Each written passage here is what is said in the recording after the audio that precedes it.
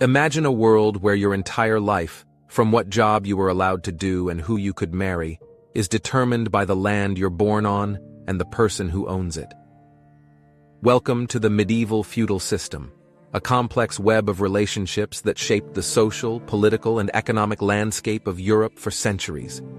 But what exactly was the feudal system, and how was it developed? Who were the key people in this hierarchical society, and what roles did they play? Join us as we find the answers to these questions.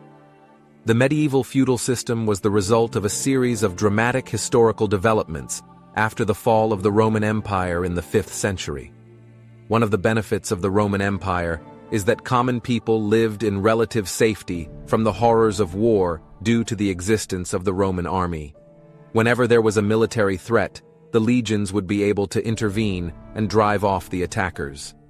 However, when the empire collapsed, several Germanic tribal groups claimed ownership over the former Roman lands and people.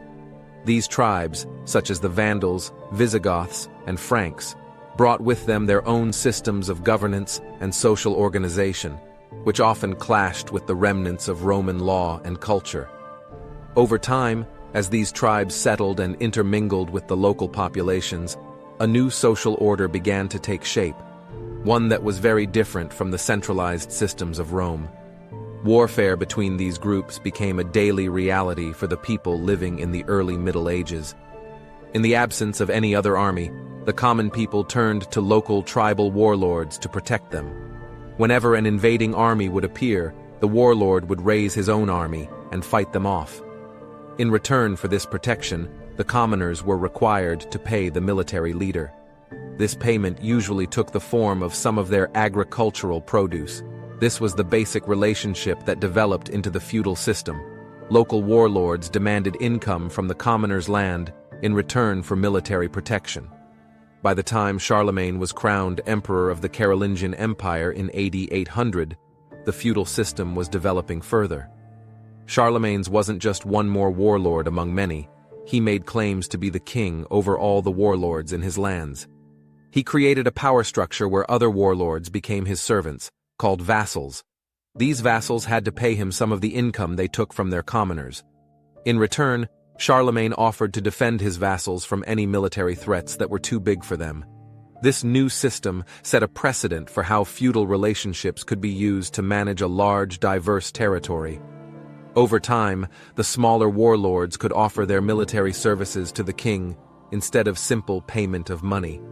Then, when the Viking invasions of the 9th and 10th centuries occurred, it highlighted the benefits of a centralized system of defense. The Vikings preferred to target areas that had no standing army or strong regional warlord. These regions were easily attacked and plundered. So, more local lords took on the responsibility of protecting their lands, further solidifying their role in the feudal hierarchy. Ultimately, by the time William the Conqueror introduced a more formalized version of feudalism to England in 1066, the system had already been shaped and tested by centuries of historical forces. It was a product of necessity, born out of the chaos that followed the collapse of the Roman Empire, and refined through centuries of trial and error. The final form of the medieval feudal system was a complex mix of relationships and obligations, with each one serving a specific function in the broader social structure. At the heart of this system was the concept of land ownership and the obligations it required. Land, which was called a fief, was the currency of power in the feudal system. The term feudalism is based upon this word. Lords, often nobles, officially granted these fiefs to their vassals, the people under their charge. The lord provided the vassal with land, protection, justice, and sometimes other privileges. This is one of the reasons castles were built, to provide a safe haven for the peasants to hide inside when attacks occurred.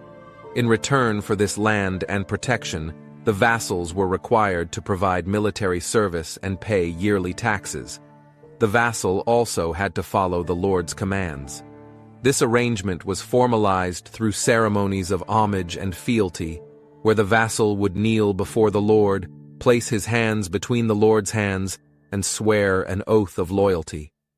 This ritualistic exchange was a legally binding contract. As a result, both sides had clear rights and responsibilities to fulfill. The relationship between the lord and the vassal was personal and lifelong. If a vassal failed to honor his oath, the lord was allowed to take back the land and assign it to someone else.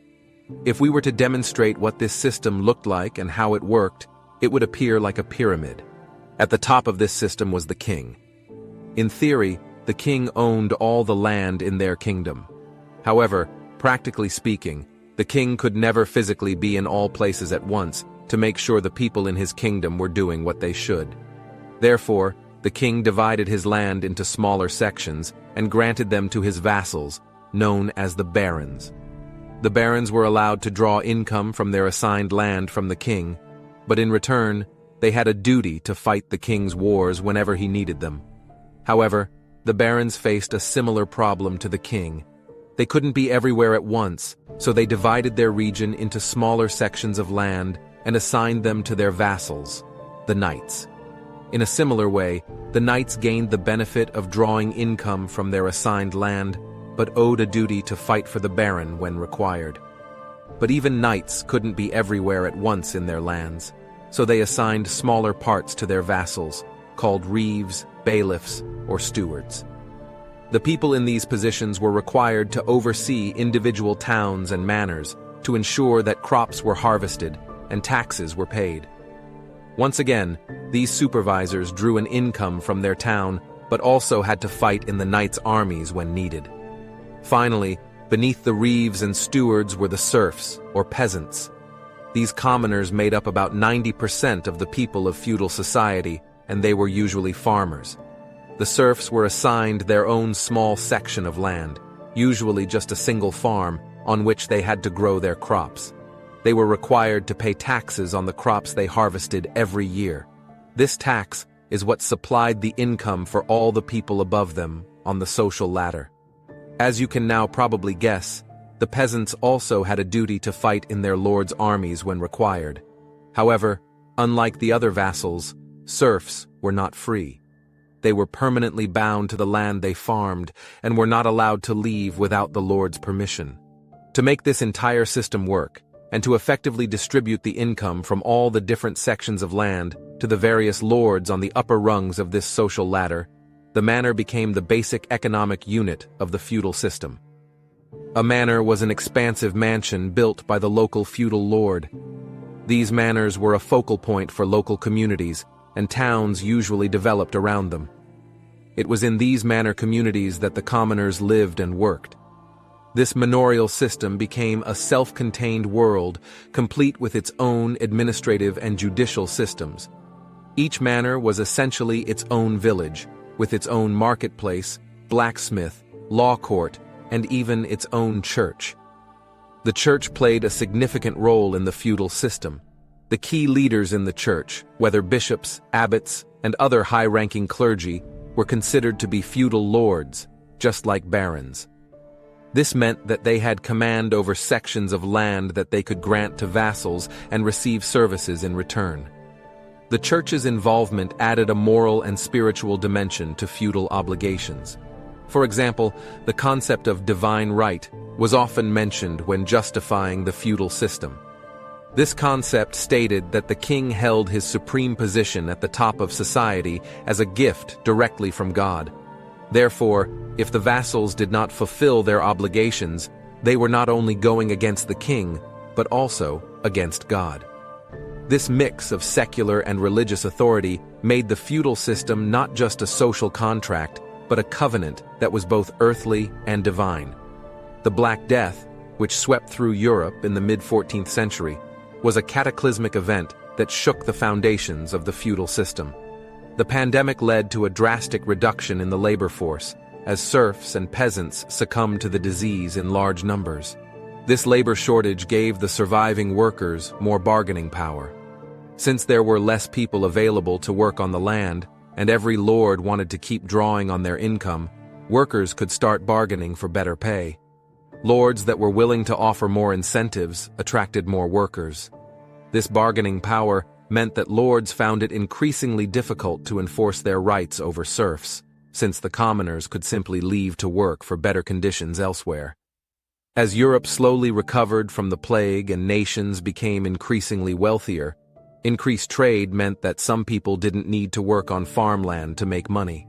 Some people set up their own business and made money that the feudal lords didn't have the right to take. These people, known as merchants, didn't have any obligations to a lord since they didn't own land. In essence, the merchants began to show that the feudal system was no longer required to become rich and powerful. Finally, by the late 15th century, new military technology meant that peasants were also less valuable on the battlefield. In particular, the introduction of gunpowder and the development of professional armies made the knightly class and their mode of warfare increasingly irrelevant. Castles, once the formidable strongholds of feudal lords, could now be easily breached with cannons, rendering the traditional means of feudal defense obsolete. I hope that this video has helped you understand the feudal system better. If you would like to learn more about the Middle Ages, be sure to check out our video on the Vikings. I look forward to seeing you again soon.